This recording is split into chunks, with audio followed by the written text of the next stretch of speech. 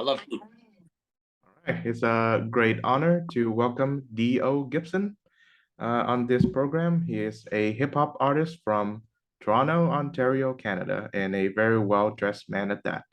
Thank you very much, D.O., for coming on this program, and I hope you're doing well. Thank you very much for having me. I'm doing well. Awesome. Yeah. I should begin by thanking Keith Mullins, who was a previous guest on the show. He lives in Cape Breton, for introducing me to your music.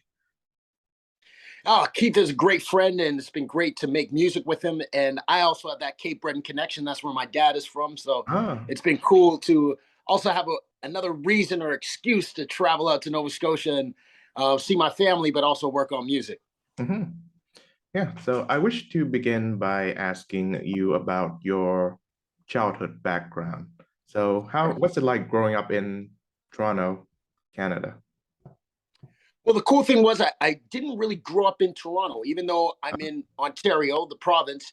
I was growing up in smaller towns, whether it was Stratford, Ontario, the home of Justin Bieber, or Sault Ste. Marie in Northern Ontario, and also in Sarnia, Ontario, which both Sault Ste. Marie and Sarnia are on the border to Michigan. So Oh, it was wow. interesting when I was living in Sarnia because the border was like almost like across the street. So the United States was just 5 minutes away. So as a kid who loved hip hop, it was great for me to be able to go to the United States and buy CDs and tapes, and also to grow up under Detroit radio. So that Mhm. had a huge influence on me personally and professionally. Awesome. Yeah. Tell us about your education in hip hop music. So when was your first hip hop record that you listened to? DJ Jazzy Jeff and the Fresh Prince. All right. I was 12 years old, and I remember seeing the music video. Mm-hmm. And what I loved about the video was it was funny. And so Will Smith was telling this story about how parents just don't Yeah. understand. And I could relate to that. And I bought the tape and Mhm. I played it nonstop. And I also loved it because the DJ was so present for their music. DJ Jazzy Jeff had top billing over what became one of the biggest world movie stars ever. Yeah. So I learned about DJing and beatboxing.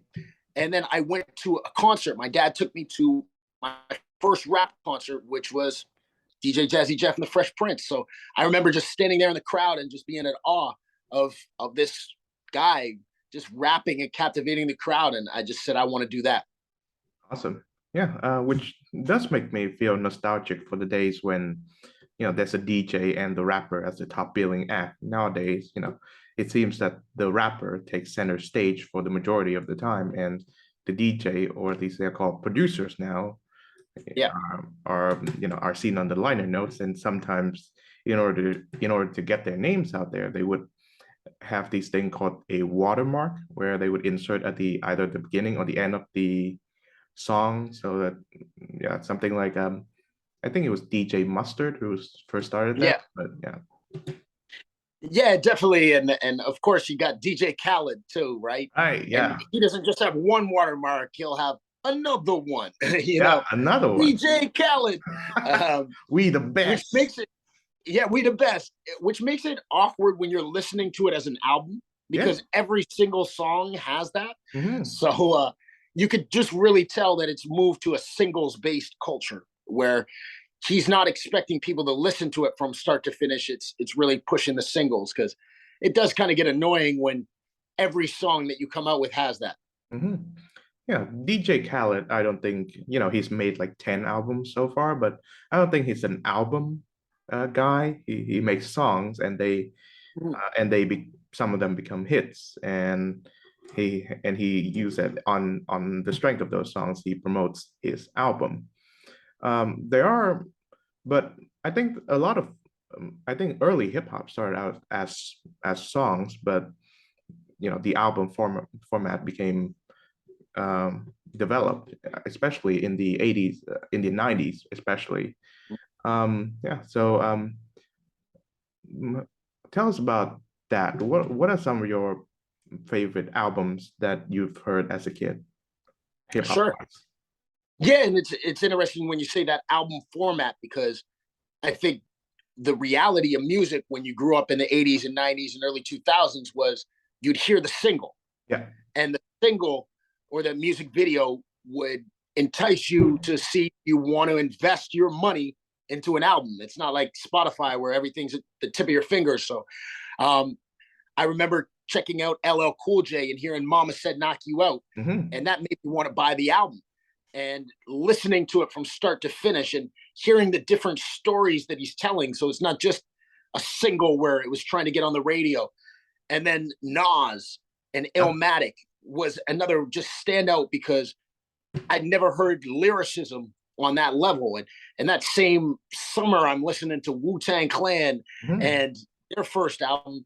And then, of course, Biggie comes out in that fall. And it was just like every one was just hitting. And to me, that, I mean, growing up at that time, that's my golden era of hip hop is Wow. being exposed to music like that. And it was pivotal to me at that time. But looking back at my career as an artist, it was pivotal to me as an artist as well. Hmm. Yeah, I wonder if you were probably in your teens when you were listening to them. Yeah. Um, I wonder if there were certain like restrictions from your parents, considering that the hip hop music tend to be laced with profanity, and of course they have that sticker on top of it. I wonder if that is something that your parents may have one or two issues with. Yeah, that's a great question, especially considering my dad is a minister. So Oh, he's a wow. preacher. Oh, wow. My mother is a teacher and became a principal. But they never really questioned, what I was listening to in that sense. But, you know, I did take a lot of car trips with my parents. Mhm. And whenever I put in music, obviously Ooh. you don't want to put in music that's swearing, right? Um, so again, that's what kind of made me gravitate to those artists like an LL Cool J or a Fresh Prince, because I knew I could play my music in the car. And living in Sault Ste. Marie, Ontario, it's about 7 hours from Toronto. So we Oh. would go to trips to Toronto, and you know, I'd want to play my music as opposed to just having it in my Walkman or Discman. Mhm. So I had to be conscious of the music I selected, but that also influenced me as an artist because I don't swear on my music. Mhm. And because I go to so many schools and perform for kids, I was just like, I want kids to kind of have that same experience where it's like they can, if they're with their parents, they can put my music on and they can feel comfortable. And I think that sometimes when you don't swear, people can think it's just like positivity equals corny, but I Yeah. don't think it's the same thing. I looked at it as a challenge to see how can I rap and perform without having to go that way and still make it, cool. Mhm. Yeah. So with that being said, who are your favorite, I guess, clean cut or as in profanity free rap artists? Um, it's tough for me to even just say off the top of my head, but I always default back to what I've said is Will Will Smith. Smith and Fresh Prince, was that, consistent one that I would always play. And Mhm. then, even a rapper like Nas, Yeah. because it wasn't like Nas was swearing or um, he just wasn't using it as gratuitously. Mhm. Because at the same time, I remember for Christmas, my parents bought me an NWA Oh, album, wow. Oh my God. right? So I still was listening to that, and then like, and you look back and you hear what Snoop Dogg and Dr. Dre were saying on their records, and it just kind of blows your mind now being a father too, because it's just so explicit and it's so misogynistic and Mhm. it's so politically incorrect. And I'm always amazed that they haven't kind of come under cancel culture, Yeah. right? Like, how can you listen to Dr. Dre if he's saying this about a woman? And Mhm. it ain't no fun if the homies can't have none. Like, it's amazing that they were able to get away with it. And I guess for that new generation, um, because when I was in university, so I'm in my 1920, is when Eminem came out, Oh, and he wow. just kind of blew the doors off of all, Mhm. what what is politically correct. So, but what I loved about Eminem was he made you challenge the way you thought. So, and I think he challenged a lot of parents because when that movie came out, 8 Mile, parents would watch it and be like, wow, like he's so incredibly gifted. Like now I get it. Mhm. And so it was almost like they could understand and bond with their kids over hip hop that was swearing and was politically incorrect. Mhm. Yeah, I really should see that movie again. I saw 8 Mile, must be like 10 years ago. Yeah. When I was really into Eminem then. He really opened my eyes to many things, and he really helped me with my English language. Oh, Although I've started to tone down the profanity as I grow older, of course, because obviously as a teenager you would probably use yeah. your swear words the same way you use punctuations. Sure. But his use of near rhymes and near rhymes and closed syllables and double entendres is Yeah. it blew my mind. I cannot believe that that is I was obviously I was learning English as a second language. My first language is Vietnamese, Yeah. but listening to him, I mean, he's a poet in his own regard, and he has expanded my horizons on what the English language can achieve. So yeah, That's cool. I like to hear how Marshall Mathers the third has influenced your hip hop skills. I think the first thing for me is growing up in Sarnia, Ontario. So, like I said, I didn't grow up in Toronto. In Sarnia, it's right at the border, 5 minutes away. And in less than an hour, I'm in Detroit. Right. So, and this is before Eminem came out. I used to read magazines religiously, I'd buy them all. And I remember just hearing about this clothing store. Maurice Malone, designer, ran the hip hop shop. Mhm. And my parents and I and my cousin one day went to go see a basketball game, Detroit Pistons, but I got them to go to the hip hop shop. Mhm. And it's cool because this is before GPS. This is before like having an address in your phone and finding it. We had a map, Mhm. and we had to go downtown Detroit to a rough neighborhood. And I love how Detroit is one of those cities that it's not one of the maybe top 10 populated places in the United States, but it's become internationally known. Mhm. People know what Detroit is. So I say that because it's a small place. There's only like 5 T-shirts hanging up on the walls. Mhm. So I expected it to be a bigger store, but I hear 2 rappers in the back freestyle, Oh. drinking a big 40 ounce of beer too, by the way, an OE. And I remember when I'm listening to them, I'm just like, I'd never heard anybody freestyle live before. It's nobody I knew could rap or anything. So I was listening to this and checking it out, and it made me realize I could rap. But I say that because the hip hop shop and that place is where Eminem came to hone his skills, Mhm. and that's part of the movie 8 Mile. And so, growing up and seeing Eminem's impact, just right when it happened, being because I'm a hip hop head, I hear about it and then putting my friends onto it was awesome. But I remember one time I met him and I was in Wow. Detroit at a hip hop event and I was standing there and I said to myself, that can't be Eminem. um, because I was backstage and it's almost like he was overshadowed or just was playing it cool because there was Run DMC and Oh, Russell Simmons, oh, wow. Common, Mr. P, and all these big rappers there that it wasn't it's just Eminem. So I stood beside him and we didn't say anything. It must have been like 10 minutes, but it was cool when he walked away when his bodyguard came and I was like, that was Eminem.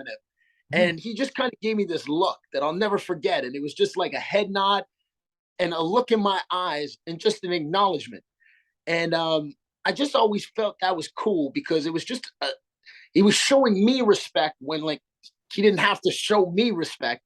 But I think he also kind of appreciated that I wasn't just in his ear being like, "Hey, yo, you're Eminem, like hear me rap." And um, I just always respected him for that because he just seemed like a stand-up guy. Hmm. Yeah, what I love about hip hop music is, well, maybe not in the past 10 years, but it is incredibly meritocratic, as in, Mm, you're only going to get successful if you're really good at it, whether it's right. your skills at rapping or DJing or even beatboxing. But I do see that, obviously you see it as well, I hope, that for the past 10 years, I guess maybe a combination of technology interfering with the music making process or the lowering of the barrier of entry, you get a lot of what you'd call whack hip hop, and all those people with the name Lil in front of them. And Yeah. yeah, I wonder if, I like to hear you reflect on this phenomenon. How did it manage to happen? Yeah, it's a new generation, and it's interesting to see this new generation. And I try to walk a fine line because I'm in my 40s now, and this has been my profession for 20 years. I don't want to come across as like the old guy who says this is the right way to do it.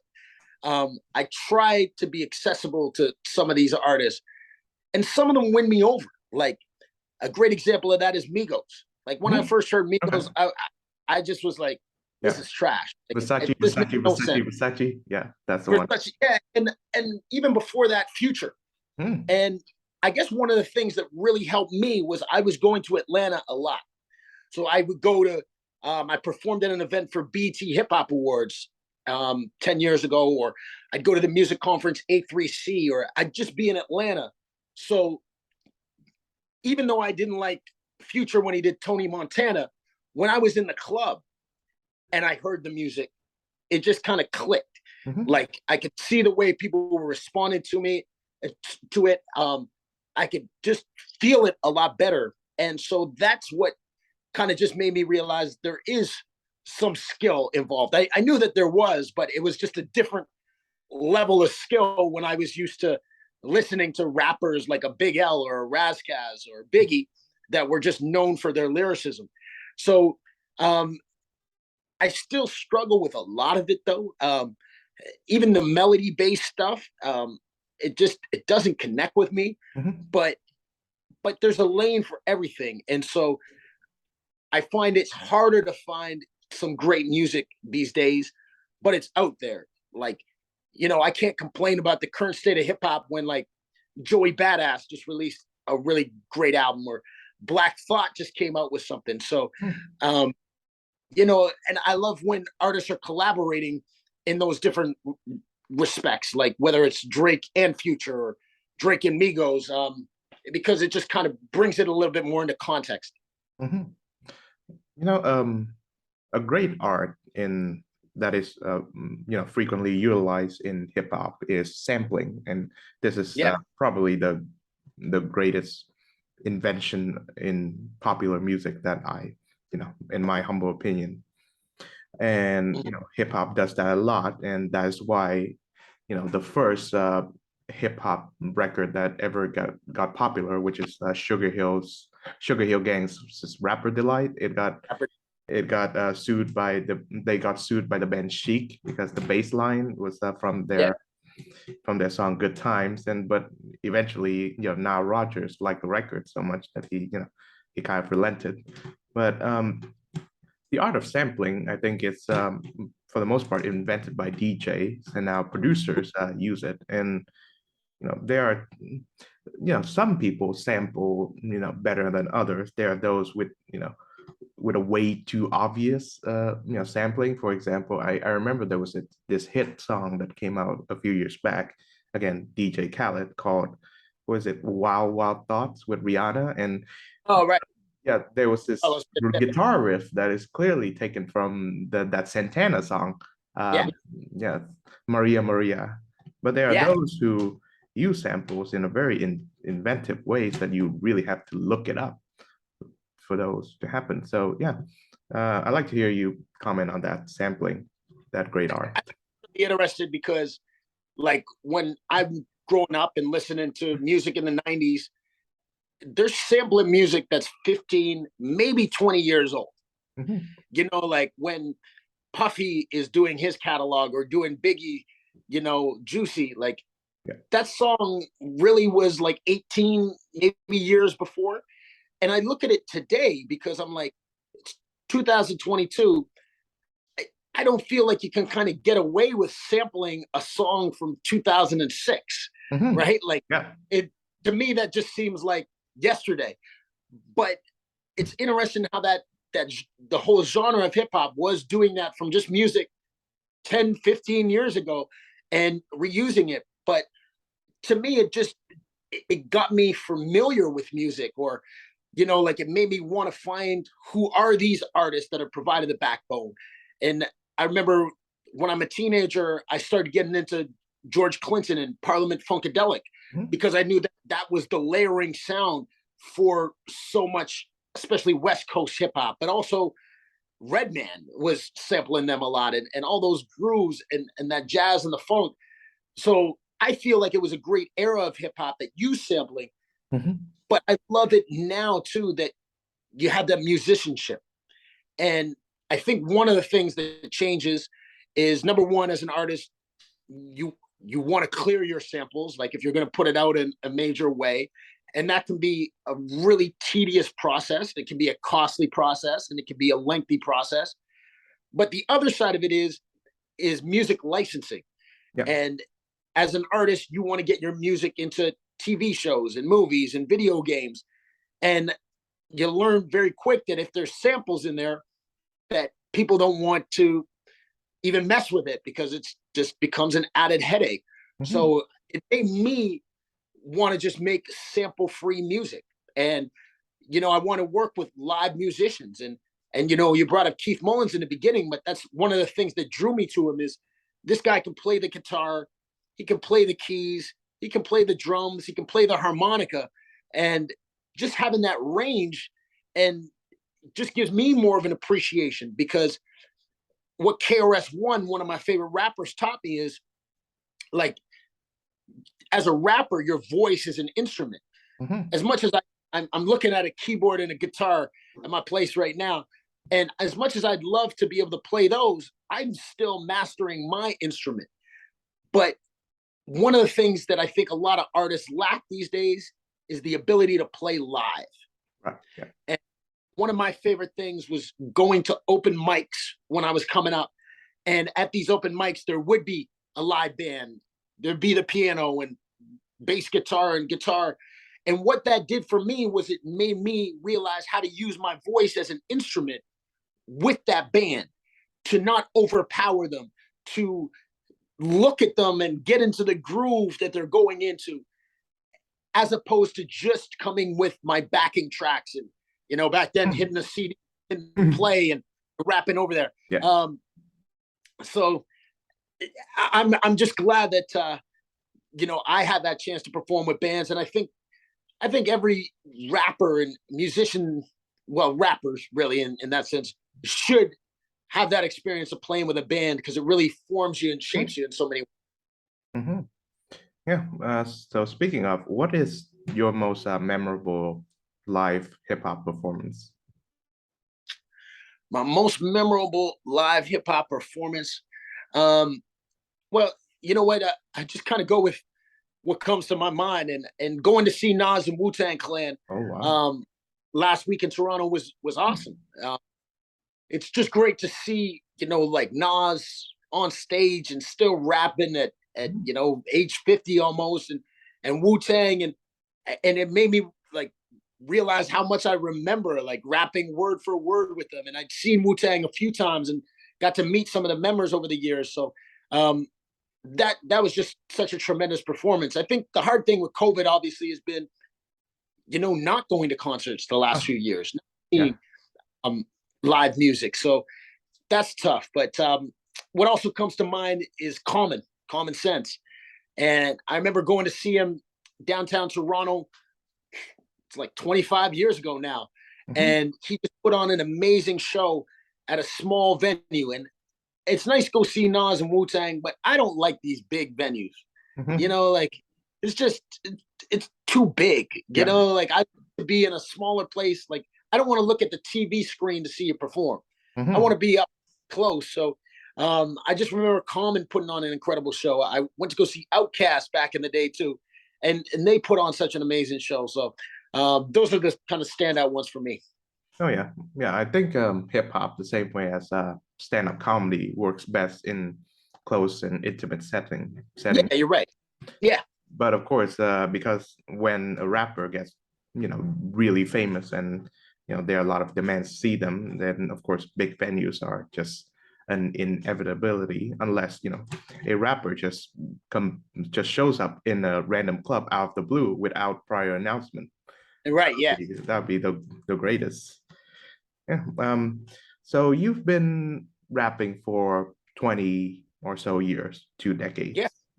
So when you listen to, say, the first records that you put out, I Hmm. wonder, how do you listen to them? Do you listen to them in a sense of, well, there are these certain errors that thankfully I've recovered, or you feel a certain pride that you actually try to do it to emulate your hip hop idols?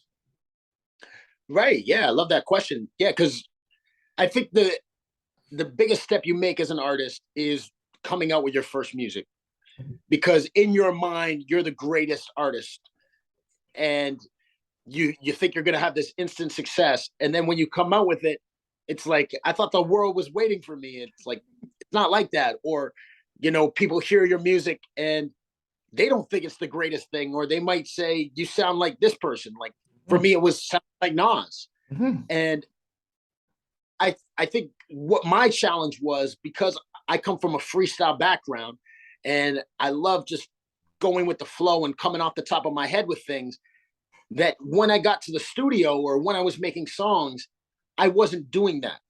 I wasn't capturing that energy, that the act of writing something down versus just being there live and going with the flow and bouncing my flow. I wasn't able to put that into something written. And that became a big challenge for me, because people would say, like, I love you as a rapper. I love seeing you live, but your songs like don't have that same energy. Like Mhm. as much as I could sound like Nas, Buster Rhymes, and Snoop Dogg were big influences of me, but that wasn't coming out in my music. So I love going back and listening to my music to kind of see that progression of where I started to get better at that.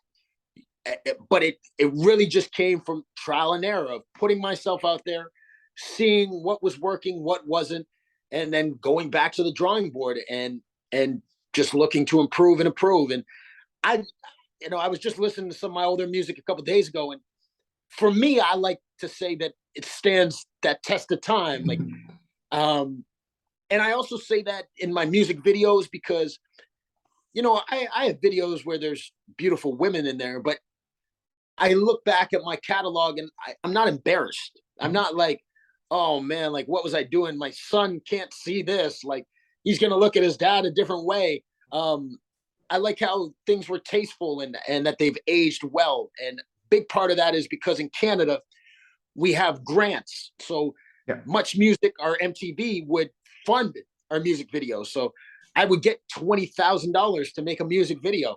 So um, nowadays you're experimenting on different platforms like TikTok or this or that, but it's a lot of it is you, the creator, has to be the director as well.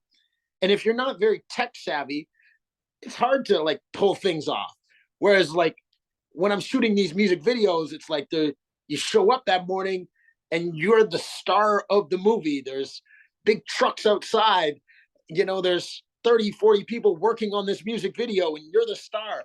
So it's humbling and it's awesome, but it also resulted in great product. Hmm. Yeah.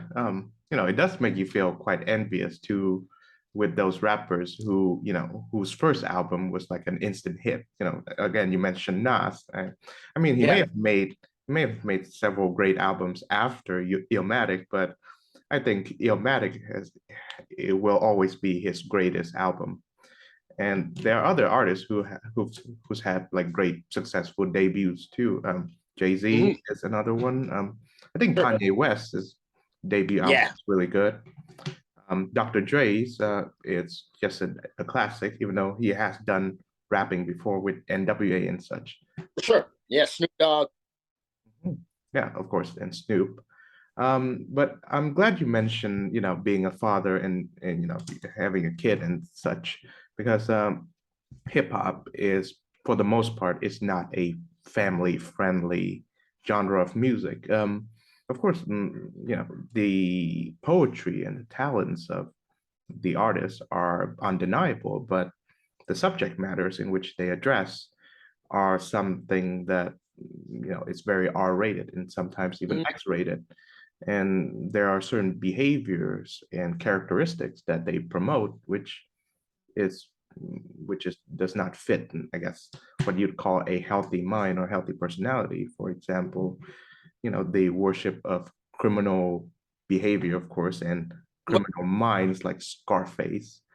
Of course, there is an actual rapper whose name is yeah, Scarface from the Ghetto Boys.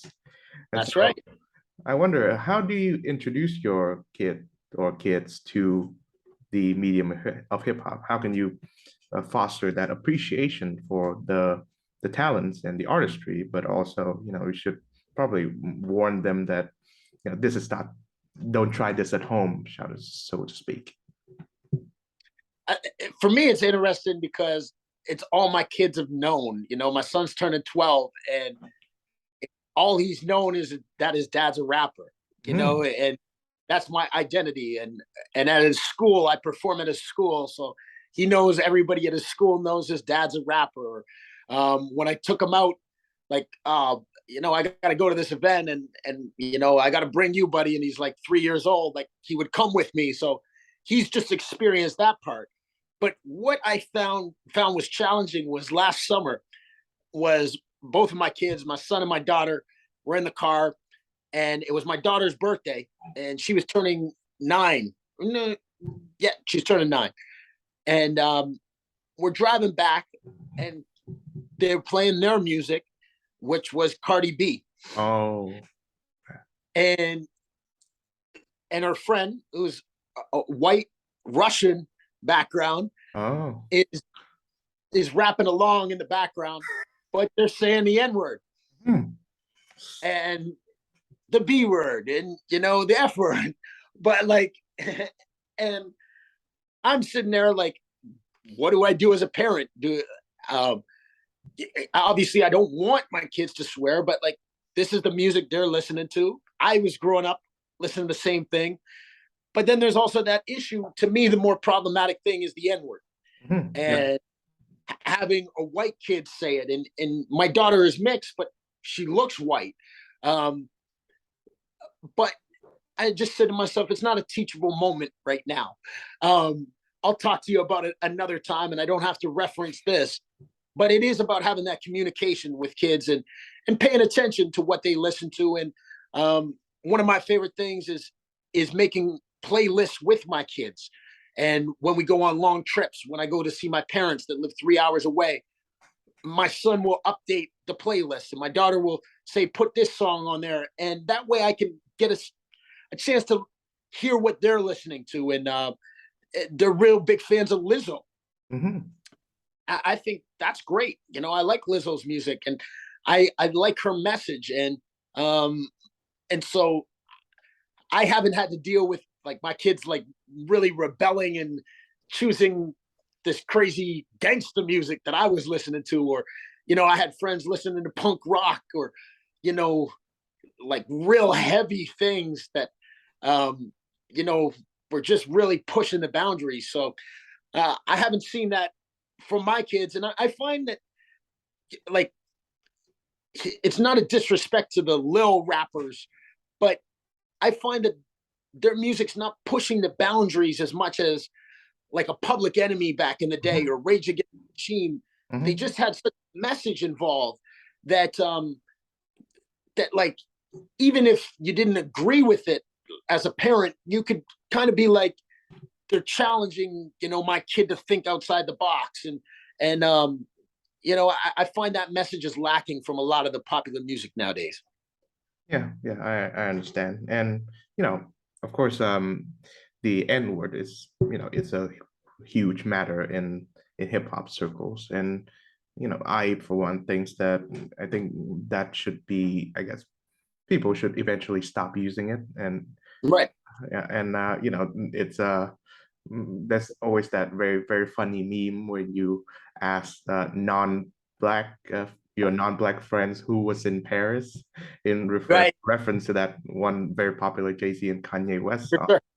But I do want to reflect the fact that hip hop came from a very particular background.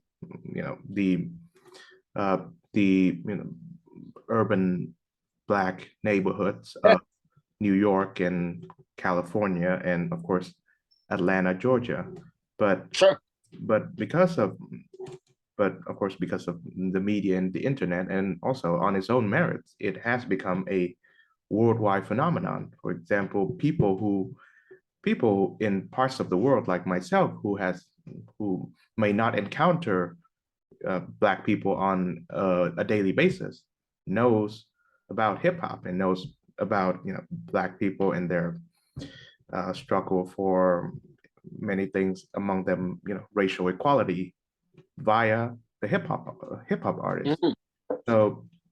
So there is of course you should acknowledge the more negative aspects of their lyrical contents, but the positive aspects are legion.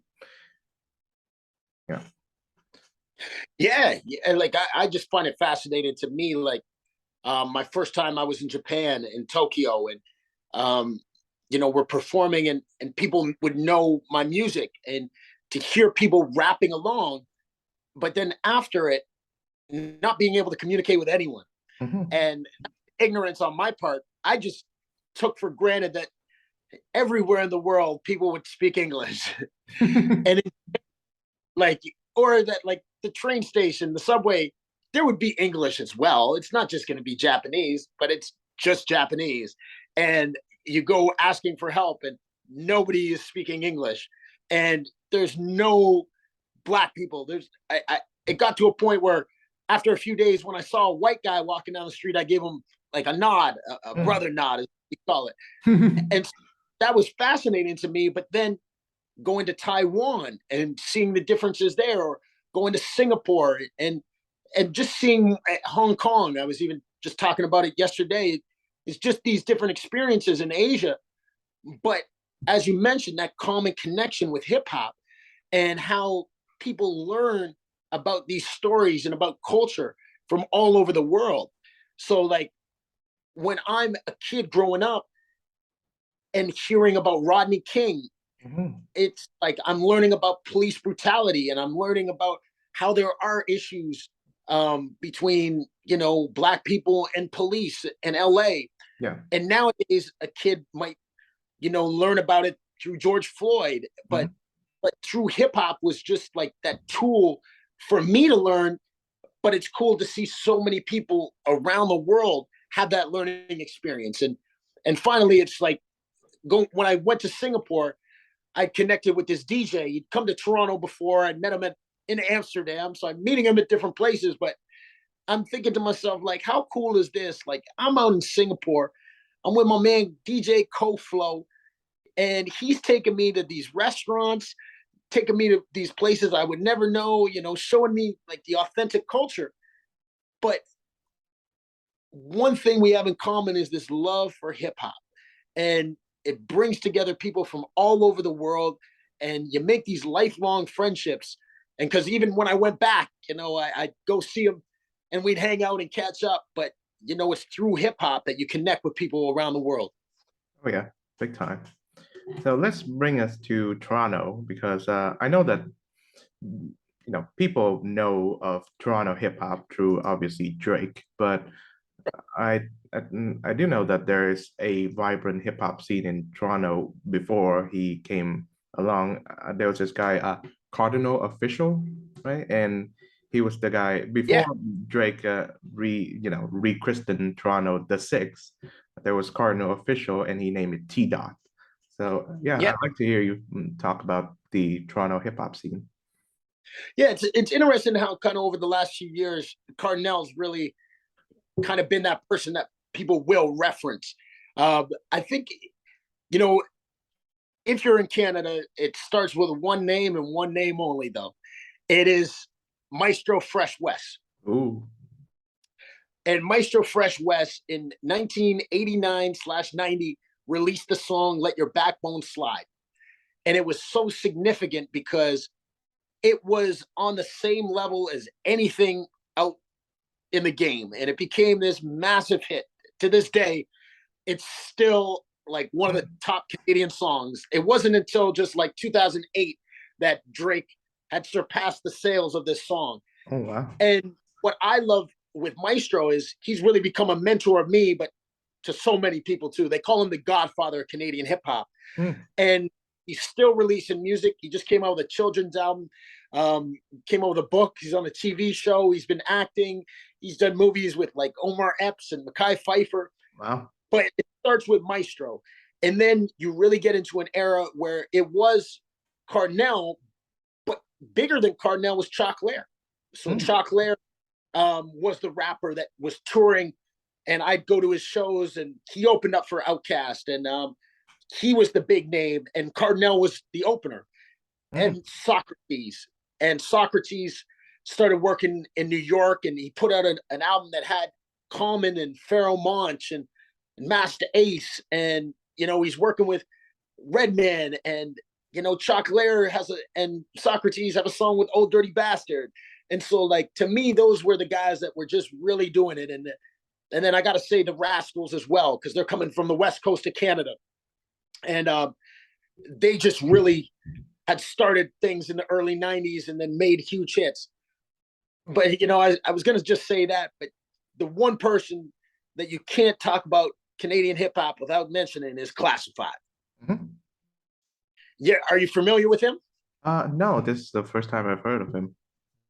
So Classified is from Nova Scotia. All right. The coast of Canada. And he'd been making some buzz in the early 2000s as a producer and as a rapper.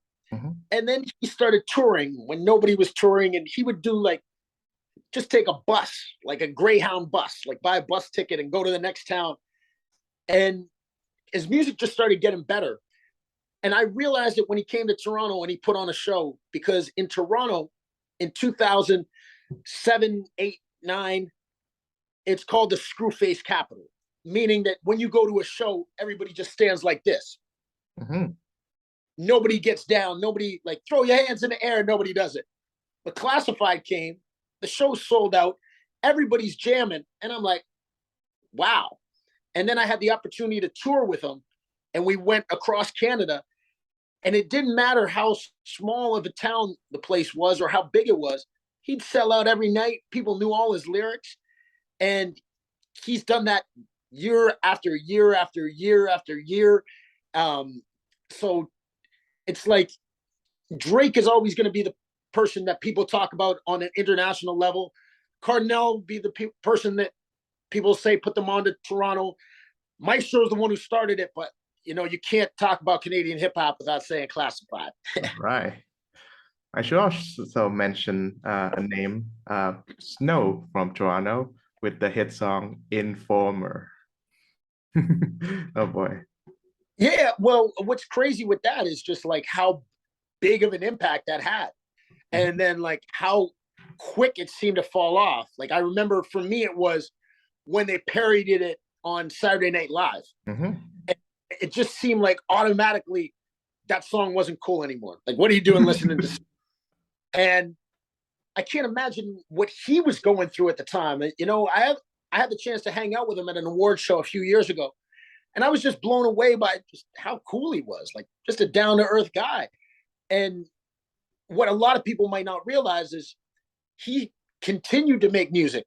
He took a break for a little bit, but he started making, good pop songs, and was doing really well as an artist. And then I forget who it is, if it's Bad Bunny or one of these artists in Central America or Spanish artists redid Informer 2 years, and it got 450 billion views. It's something insane. But it just shows how that song is just a classic song. There's something about it. It's an amazing track.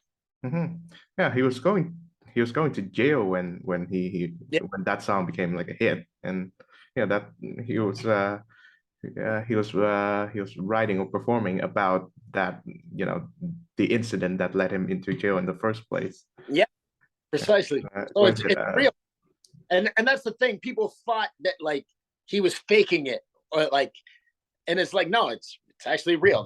That's who he is. So it just speaks to his authenticity. Mhm. Yeah, and there was in the chorus there was that phrase, was it a lick a boom boom now, right? Yeah, Apparently it refers to yeah, actually shooting someone. yeah, yeah, exactly. Yeah. So and that goes to with what hip hop does. Well, it codes a lot of the language. So you might think you're saying one thing, but they're actually saying something else, right? Yeah. Let's. Well, I'm quite saddened that we have gone this far without talking about your Guinness record for longest continuous freestyle. According to Wikipedia, at least, you did one. You broke the first one was in 2003, and you clock in at, was it 8 hours and 57 minutes, close to 9 hours? 40, yeah, Oh wow! And you recorded the whole thing. Um, yeah. yeah. I wonder, how did you thought about doing so, and how did you feel after you finish it? Yeah, like for me, it was growing up in places where I was the only rapper because in a smaller town in the 90s, the internet's not as accessible, like things like that. So instead of the traditional path of a rapper where if you're hanging out with rappers, you're in a cipher. I rap, you rap, you share it. It was more just me rapping and Mhm. my friends just saying things to rap about. Oh wow. And so from doing that, I would rap for long times. And my friend just joked that I could set a world record. And then we just went on the website and applied for this and got the rules and was like, this could actually be something. Like, this could be a cool thing for me to do. And when I actually did it was important for me because 8 Mile had just come out 6 months before. And you got to understand, like when 8 Mile came out, it changed the culture. Like I don't know what it was like when Rocky came out in the 80s, but I imagine every kid was signing up for boxing classes, Mhm. right? But all of a sudden, all these people wanted to be rappers, especially young white kids. Mhm. And so in smaller towns, you'd see these rap battles pop up and Wow. everybody to battle. And because they thought, if I win this battle, I can be like Eminem. But what I noticed from battles was because of the very nature of it is insulting people, that even if you won the battle, people wouldn't, you got to go to another battle. You got to prove yourself again and again and again. And I wasn't good at battling. I'm not good at putting people down. And I just didn't want to like be that person. It didn't fit me. But freestyling, like people giving me things to rap about, that that was me. So to me, doing the Guinness World Record separated me from other rappers. So like it's aged well in the sense that like I could say, well, yeah, I won the best battle rapper in Toronto in 2003. That doesn't sound so cool in 2022, right? Like, nice. That's good for you, man. That's good. But I set a Guinness World Record. To me, regardless that the record's broken, but it's been something I can always say that I did. And it doesn't matter where I go in the world, it kind of carries that weight of like, wow, like you did that. And to me, what was always important wasn't just setting a record for rapping long, but I'd like to think that people who know me know I pride myself on skills, that I went to university, like that, like I'm not just gonna sit there and rap about nothing for 8 hours because like I could have done that. But like I'd like to think that people know that it's not just the record, but it's somebody with skill. Oh yeah. Yeah, and let's talk about the art of the freestyle for a bit, because I've talked about the sampling as an art, and that's something that the DJ masters, but the freestyle is something that the MC masters.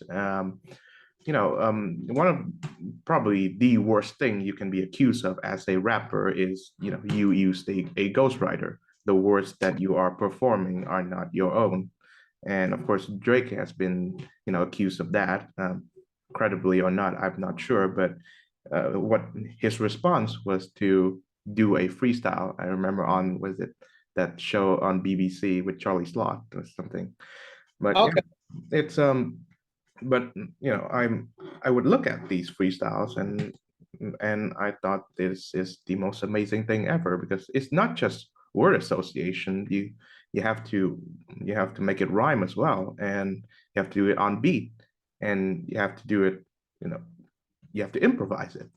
It's a much more intricate art form than you think. And of course, those like yourself who have mastered it became second nature to you. But for most of us who do not, we cannot help but stand in awe. So yeah. Yeah, like I don't. I'm not even sure that one you're referring to with Drake, was he actually freestyling though? Yeah, maybe. Because I never really hear Drake freestyle. I mean, like when you say that, at first I thought you were gonna say he when he was on Funk Master Flex when he started breaking, like Oh, okay. he was reading his raps off his BlackBerry.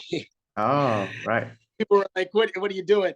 And and to me, that's the whole thing with freestyling. Like you can say you're freestyling in this battle rap culture of the rap that goes like, "Yo, this guy, he don't know how to act. Mhm. He's doing it like this, and he's whack." Like that, like slow punchline, but obviously written before, in these battles, Mhm. or when first go on to freestyle on these radio shows, and it's just clear that they've written that verse, and that's fine. But I grew up like with the never spitting or written, like kind of attitude, and to me, like that's what I loved about freestyling is when I heard a rapper and I was like, no, like he's making that up. Like he just rapped about, the shirt that guy was wearing. That's something in the background. Something that just was talked about, something that happened in the news that day. And that's the freestyling that I appreciated. And even like when a rapper made a mistake, I was like, oh, like he's actually freestyling then. Like, Mhm. you know, to me, that was always important is that authenticity. So, I mean, you can do it in a different way, but I love coming off the top of the dome. Oh yeah. I want to talk about Keith Mullins for a bit, because um, Keith came from a different part of Canada than you, and his musical tradition is quite different from you. But somehow you guys managed to collaborate, and the result is brilliant. The duo that you form is called the Free Fallers. I Yeah. heard the song Barefoot, which was released 2 weeks Yeah. ago. I liked it a lot. I thought you guys really, really worked together well. And it uh I would like to talk about the importance of, I guess, collaborating in cross genre. But I'd like to hear how you met Keith first. It's a funny story because I know Keith through his mother. All right. Okay. Um, and his mother is a well-known person in the Nova Scotia music scene, but I was at the East Coast Music Awards and just connecting with a lot of people. But I randomly met her and her friends, and she was like, "You got to meet my son." And like, sure, I do. You know what I mean? So we were put in touch, and we were supposed to meet at Nova Scotia Music Week. And so I'm there, I'm connecting with people. He's supposed to come on the Sunday, which are the award show. And just before he comes, he calls me and he says, D, I can't make it today. I'm like, oh man, that's too bad. I was looking forward to like meeting you in person. But he's like, I gotta ask you a favor. Hmm. He's nominated for an award that night, Hmm. Children's Artist of the Year. He says, if I win it, can you go accept it for on my behalf? So I'm like, okay. And he texts me a list of people to thank if he wins. And I'm sitting there with a lot of my music industry friends. I'm sitting in the back. I'm thinking like, there's no way he's gonna win it, right? Mhm. He wins. Oh, wow. So then I got to do the walk, and I'm walking from the back. There's all these banquet tables, and I'm walking to the front and up the stairs. And the head of Nova Scotia Music is like, "Dio, what are you doing right now?" Like, I'm like, "Don't worry, I got this." Mhm. And I'm holding up the trophy, got the phone in my hand. I'm like, I'm not gonna make this about me, is what I'm thinking. And I'm just like, I'm accepting this on Keith's behalf, and I read the names. But to me, that's just a funny way of like how I connected with him and accepted an award before even like really meeting him. But we sent ideas back and forth just over the internet, and I would write something and put it down, and I just felt this chemistry between us. And when we started doing writing sessions together, again, it just happened so naturally that we would just talk about like what's going on. I'd come up with a concept, or he'd come up with it, and he'd have his guitar and just strumming along, and I'd come up with an idea, and then he'd bring that whole chorus out, and then I would just be like, let me write something down, and I'd write it down and rap it to him, and then just be like, okay, I'm gonna go record this after we're done. And so then like our songs were just coming together so quick and natural and organic and different. That the song we're just releasing today is called Curveball, and it's blues and hip hop. So it's like, I don't know of anybody else doing like a blues and hip hop type of song, but it just came so natural and organic. So it's been great to work with them. Nice. Yeah. So, final question. Of all the genres of music, classical and popular, I think that hip hop has the greatest power to, of course, entertain as well as inspire.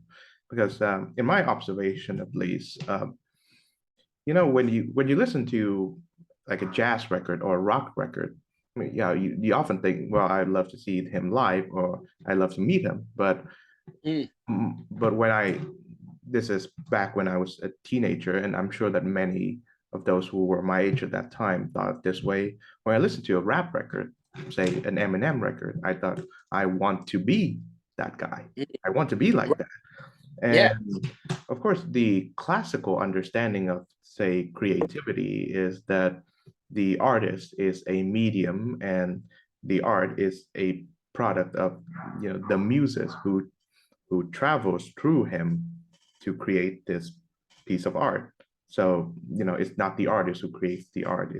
It's more spiritual and godly beings. But I think hip hop may have proven it, proven the opposite because of the authenticity, the autobiographical nature, and overall the emphasis on self-expression that the rappers are engaging in. So I wonder if have you met a, have you met one of your idols and you thought and you said to him, well, I wanted to be like you when you grow up, and vice versa. Has anyone who has, fallen in love with your music approached you and they say to you, Mm. well, I wanted to be like you when I grow up. So how did you feel about that and in both cases? I mean, I got to go with KRS-One. Number one is like Mhm. when I met KRS-One, we were in Boston at a hip hop event, and I met Big Daddy Kane that same day. But Mhm. when I sat down with KRS-One, and it's on video too, I had it filmed, and there's just a small part in my EPK, my electronic press kit, that shows his response, his reaction when I said, well, I asked him first, like, what's the longest freestyle you've ever heard or that you've ever done? And I think he said like 3 hours. Mhm.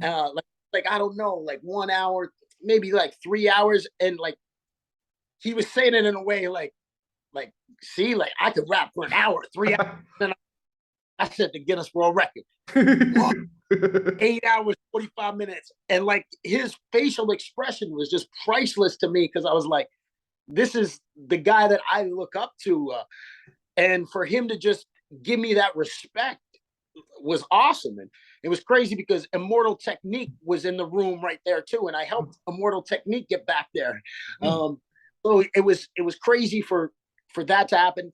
but Maestro Fresh West, like I said, being the godfather of Canadian hip hop, it's crazy when I talk to him, and like he'll call me his mentor. And he wrote the Wow. foreword to my book, and he calls me his mentor in the book. And like that was a crazy thing. Or but I guess like the biggest thing for me was performing with Snoop Dogg. And I was doing an event at a high school in Toronto. It was NBA All-Star Weekend. There's a charity basketball game, and I'm performing a song, one of my songs, and nobody's looking at me. I'm like, what's going on? And I look behind, I see Snoop Dogg dancing like this. Like it was halftime, but like I'm like, Snoop is dancing to me. And then right after that, I do a freestyle, and they, as I always do, I get three things to rap about. And, you know, obviously I'm a little nervous. There's Joe Carter there, who is a national hero. He won the World Series in baseball for the Toronto Blue Jays in 1992, 93. There's basketball players, there's celebrities. Cardinal was there. So the three topics I get are rap about Toronto, Mhm. okay? Rap about the NBA, Mhm. it's NBA All-Star Weekend, and rap about me, Snoop Dogg. Mhm. And it was one of those moments, man, where it's like you say to yourself, everything I've done in my life has led up to this moment. Because I've been in so many situations where people will give me just weird topics. Like a couple of days ago, somebody wanted me to rap about Caillou and Peppa Pig, like the kids' TV shows. And like, while I know about them, like I don't know too much, but like the city of Toronto, I know I'm going to talk about the CN Tower. I know I'm going to talk about the Sky Dome. You know, like I can say T Dot, I can say the Six, the NBA. I've got basketball players right here. I'm a huge basketball fan. Like I can rap about the Raptors. And then Snoop Dogg, I'm a huge Snoop Dogg fan. And I can I know the beat that's gonna play, and I know exactly when it's gonna end. Like I can count the bars in my head while I'm rapping. So I ended it, man, by saying, like, never forgot. But like Snoop Dogg says, drop it like it's hot. Drop the mic from my hand just as the beat stopped to my other hand, and everybody was like, "Oh my god!" So for Snoop Dogg to just be like, "Wow, man, like you just crushed that." That was the ultimate compliment. Wow. Yeah. Well, on that note, D.O. Gibson, the Yeah. GOAT representing T Dot. Thank you very much for Thank you. joining this program. I've enjoyed this conversation from beginning to end. You certainly deserve all the respect and success you've been getting, and I wish you continue on that upward trajectory. Oh, thanks so much. I appreciate it. Awesome.